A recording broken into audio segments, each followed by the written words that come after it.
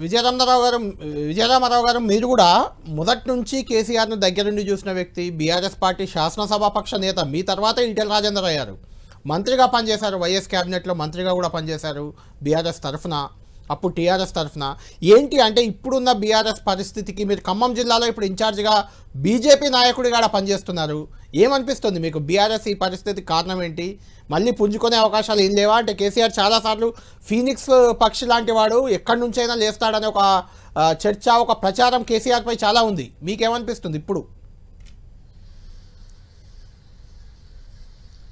ఇప్పుడు BRS party కుంగిపోవడానికి, collapse అవ్వడానికి, కనుమరుగు కావడానికి కారకులు ఎవరంటే ప్రధానంగా కేసీఆర్, వారి కుటుంబమే.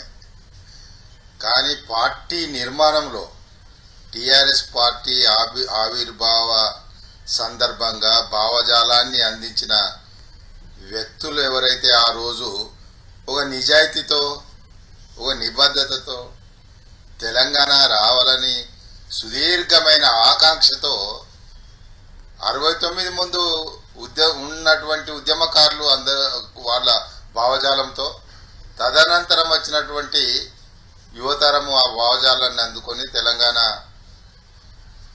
రాజకీయ నైసర్గిక వాతావరణ పరిస్థితులన్నీ దృష్టిలో పెట్టుకొని ఆ రోజు ఎదుర్కొంటున్న కరువు కాటకాలు, నిరుద్యోగ సమస్య, అనేక అంశాలను దృష్టిలో పెట్టుకొని మేధావి వర్గాల, ఉద్యోగ వర్గాలు చాలా మంది స్పందించారు. అయితే తెలంగాణ ఉద్యమాన్ని కొనసాగిస్తే తెలంగాణ వచ్చే అవకాశం ఉంది, తెలంగాణ రాబట్టొచ్చని ఒక కేసీఆర్కి వచ్చిన ఆలోచన కాదు. అది చాలా మంది మేధావి వర్గాలు పోరాటం చేస్తే తెలంగాణ వస్తుందేమో అని ఆకాంక్షతో పోరాటాలు చేస్తూ రంగంలో ఉన్న వాళ్ళ ఆలోచన సరళికి అనుకూలంగా టీఆర్ఎస్ పార్టీ వచ్చింది. కానీ ఇక కేసీఆర్ ఒక్కడే నా వల్లనే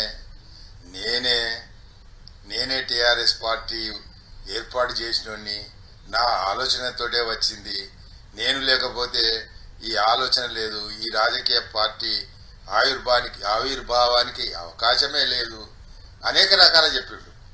తర్వాత తెలంగాణ కొరకు ఆ రోజు మనం ఇంతకుముందే నేను చెప్పినట్టు ఒక్క వర్గీయులు కాదు, లెఫ్ట్ భావజాలము, రైట్ భావజాలము, అనేక రాజకీయ పార్టీలలో ఉన్న వాళ్ళందరూ కలిసి ఒక ప్లాట్ఫామ్ మీదకి వచ్చిన తర్వాత టీఆర్ఎస్ పార్టీ ఏర్పాటు అయిన తర్వాత కేసీఆర్ అనేక సందర్భాలలో మీరు కూడా వినుంటారు, మన తెలంగాణ సమాజం ఉంటుంది, ఈయనకు కేసీఆర్ కా లేకుంటే మేము తెలంగాణ పార్టీలో ఉన్న వాళ్ళకు టీఆర్ఎస్ ఏముంటుంది, మగలో పుట్టింది పుబ్బలో పోతుంది, ఇది ఉండగలుగుతుందా, ఉద్యమం చేయగలుగుతుందా? కేసీఆర్ అంటుండే ఊత పదం అది. ఎందుకంటే కేసీఆర్కు తనకు తాను నమ్మకం లేదు, తన అంకిత భావం పట్ల తనకు అంతర్గతంగా తనకు తానే శంకించుకుంటుండేవాడు. అందుకొరకే ఎవరు చేయని ఆరోపణను ఏదో చంద్రబాబు చెప్పిండో ఇంకెవరో చెప్పిండో మగల పుట్టింది పువ్వులో పోతుందని అనేక బహిరంగ సభలలో మరి కేసీఆర్ చెప్తుండే అంటే ఆయనకు తెలుసు, నేను మోసం చేస్తున్నా, నా వద్ద నిజాయితీ లేదు, నేను నిజాయితీ భావజాలంతో ఈ ఆర్గనైజేషన్ నడిపిస్తలేను, ఇందులో చాలా మంది నిజాయితీగా పనిచేస్తున్నా రేపు ఇది కొలాప్స్ అయ్యే అవకాశం ఉంది అని ఎవరు కేసీఆర్కి ముందే తెలుసు. అది మగలో పుట్టడం ఏంది, పువ్వులో పోవడం ఏందండి? ఎవరన్నారు? ఏ రాజకీయ పార్టీ నాయకుడు ఎన్నిసార్లు అన్నాడు? ఇతర రాజకీయ పార్టీలు ఎన్ని మార్లు ఆ స్టేట్మెంటు ఇవ్వగా విన్నాము.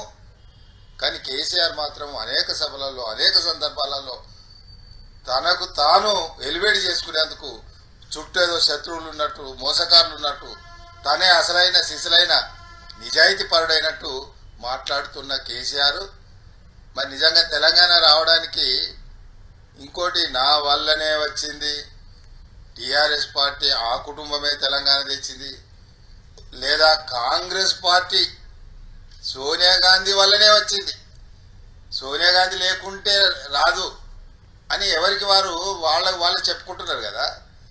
నిజమే, సోనియా గాంధీ కాంగ్రెస్ పార్టీ అధికారంలో ఉన్నది కాబట్టి ప్రజల ఉద్యమం తీవ్రత గమనించిన అధికారంలో ఉన్న పార్టీ కాబట్టి ఆ రోజు ప్రజాస్పందనకు అనుకూలంగా నిర్ణయం చేయాల్సిన రాజకీయ నైతిక బాధ్యత కాంగ్రెస్ పార్టీ పైన ఉంది కాబట్టి మరి ఇక్కడ ఉన్నటువంటి ఉద్యమాన్ని ఇక్కడ ఉన్నటువంటి ప్రజా ఆందోళన చూసి కాంగ్రెస్ పార్టీ ముందుకొచ్చిన సందర్భంగా మనం గమనించాలి. లోక్సభలో పార్లమెంటులో మరి ఇతర రాజకీయ పార్టీలు సహకరించకపోతే ఇతర పార్టీలలో అనేక పార్టీలు అందులో బీజేపీ లేకుంటే అంటే విజయరామారావు మీకు గుర్తుండే ఉంటుంది. విజయరామారావు గారు మీరు ఒక ఓటు 2 రాష్ట్రాలని 1999లోనే అన్నారు. అది మర్చిపోయినట్టున్నారు. కాకినాడ తీర్మానం బీజేపీ చేసింది. బీజేపీ కాకినాడ తీర్మానం సందర్భంగా తెలంగాణ ఇస్తానన్నా కాంగ్రెస్ పార్టీ 1969లో తెలంగాణకు అనుకూలంగా కనిపించిన కానీ ఆనాడు పార్లమెంటులో లోక్సభలో తెలంగాణ రాష్ట్ర ఏర్పాటు బిల్లు చర్చ సందర్భంగా ఓటింగ్ సందర్భంగా బీజేపీ లేకపోతే కాంగ్రెస్ ఎట్లా వస్తుందండి? ఇంతమంది కాంగ్రెస్ పార్టీ బీజేపీ పార్టీ లేదా తెలంగాణ ఉద్యమకారులు మరి అనేక సంస్థలు రెండే సీట్లు సార్, రెండే సీట్లు కదా సార్, బీఆర్ఎస్ కి రెండే సీట్లు వల్ల తెలంగాణ వచ్చింది. ఇంతమంది సపోర్ట్ వల్ల టిఆర్ఎస్ పార్టీ ఒక ఉనికిలో కొనసాగింది. అయితే వారి యొక్క మోసపూరితమైన విధానం నిజంగా కేసీఆర్ అసలు ఆలోచన సరళిని గమనించలే మన తెలంగాణ సమాజం. ఆయన అంతర్గతంగా ఉన్న ఏజెండా అంశం ఏందో గమనించలే. విజయరామారావు గారు ఇప్పుడు ఏంటి అసలు ఇప్పుడు మీకు ఏమనిపిస్తుంది? ఇప్పుడు 23 ఏళ్ళు పూర్తయ్యాయి, 24వ ఏట అడుగు పెడుతుంది. ఇవన్నీ ఉన్నాయి. ఇన్ని అంశాలను పరిగణనలోకి తీసుకుంటే వాళ్ళ దగ్గర అసలైన సిసలైన అంతర్లీనంగా ఉన్నటువంటి వారి ఆలోచన సరళి 10 సంవత్సరాలలో బయటికి రావడం వల్లనే అదే నియంతృత్వ పాలన, అదే కుటుంబ పాలన, అదే బాధ్యతారాహిత్యము, అదే దోపిడి, ఇవన్నీ బయటికి రాలే. తెలంగాణ ఏర్పాటు కాకముందు ఇది అంతర్గతంగా ఉన్న ఏజెండా కేసీఆర్ కు, అంతర్లీనంగా ఉన్న ఏజెండాను తెలంగాణ సమాజం నాకు అనిపిస్తుంది. అప్పుడప్పుడు మా మిత్రుని మన దిలీప్ తోని కూడా అంటుంటా, అరే ఇంతమంది మేధావి వర్గాలు, పాత్రికేయ వర్గాలు, అనేక రంగాలలో పనిచేసేటువంటి చాలా మంది మిత్రులు ఉన్నారు. మరి వారి యొక్క అంతర్గత ఆలోచన సరళి, అంతర్గత ప్రణాళికను పసిగట్టలేకపోవడం వల్లనే తెలంగాణ సమాజం మోసపోయింది. 10 సంవత్సరాలు పరిపాలించే అవకాశం ఇచ్చిర్రు. వారి రంగేందో, వారు ఎలాంటి వ్యక్తిత్వమో, వారి వల్ల తెలంగాణ మరి ఏ స్థాయిలో నష్టపోయిందో, ఇంకా మరి ఏం జరగబోతుందో అధికారంలో కొనసాగిస్తాయని ప్రజలు మొన్న తీర్మానం చేసిండ్రు, అధికారం నుంచి దించేసిండ్రు. ఇక ఈ అనుభవాన్ని దృష్టిలో పెట్టుకున్న తర్వాత, ఇదంతా గమనించిన తర్వాత తెలంగాణ సమాజం మళ్ళీ టిఆర్ఎస్ పార్టీని రివైవ్ చేయడము అది కాని పని. ఒక్క నిమిషం విజయరామారావు గారు, మీరు ఫైనల్ గా కంక్లూడ్ చేయండి. ఇప్పుడు రానున్న రోజుల్లో రానున్న రోజుల్లో తెలంగాణలో ఏ పార్టీ పరిస్థితి మీకు ఎలా కనిపిస్తుంది? తెలంగాణలో ఉండే పార్టీ ఏది, పోయే పార్టీ ఏది? సార్ చెప్పిన బీఆర్ఎస్ ఖతం అయిపోయింది అంటే బీజేపీ వస్తుందా అని కూడా చెప్పాలి కదా. రాబోయే కాలంలో ఈ దేశంలో ప్రాంతీయ పాత్ర లేకుండా పోతుంది. ప్రాంతీయ పార్టీలన్నీ కనుమరుగైతాయి. ప్రాంతీయ పార్టీలు ఎందుకంటే ప్రాంతీయ పార్టీలకు అధికారము ఇవ్వడం ద్వారా ఆ ప్రాంతాలలో, ఆ రాష్ట్రాలలో ప్రాంతీయ పార్టీలు చేసిందేమి?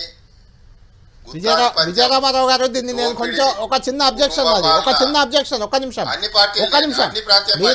మీరేమో ప్రాంతీయ పార్టీలు కనుమరుగవుతాయి అంటున్నారు. ఆంధ్రప్రదేశ్ లో జనసేనతో, టీడీపీతో మీరే పొత్తు పెట్టుకున్నారు. అంటే వాళ్ళని కనుమరుగు చేయడానికేనా ఈ పొత్తులు కనుమరుగు చేయాలనే పొత్తులు పెట్టుకుంటున్నారు? ఎన్నికల తర్వాత వాళ్ళ యొక్క పనితనం, వారి యొక్క విధానం, వారి యొక్క చరిత్ర, వారి యొక్క తీర్థనులు అన్ని ప్రాంతీయ పార్టీలు, ఇది తెలంగాణ ప్రాంతానికి సంబంధించిన అంశం. దేశవ్యాప్తంగా ఈ దేశంలో రాజకీయ చైతన్యం పెరుగుతుంటే, అక్షర జ్ఞానం పెరుగుతుంటే ప్రాంతీయ పార్టీలు వారి పాత్ర లేకుండా ప్రజానీకమే ఈ దేశంలో వాళ్ళని తొక్కి పెడతారు, కనుమరుగు కాకుండా చేస్తారు. కాబట్టి జాతీయ పార్టీలే కొనసాగుతాయి. ప్రాంతీయ పార్టీలన్నీ కూడా థ్యాంక్ యూ. మీ పాయింట్ అర్థమైంది. థ్యాంక్ యూ విజయరామారావు గారు.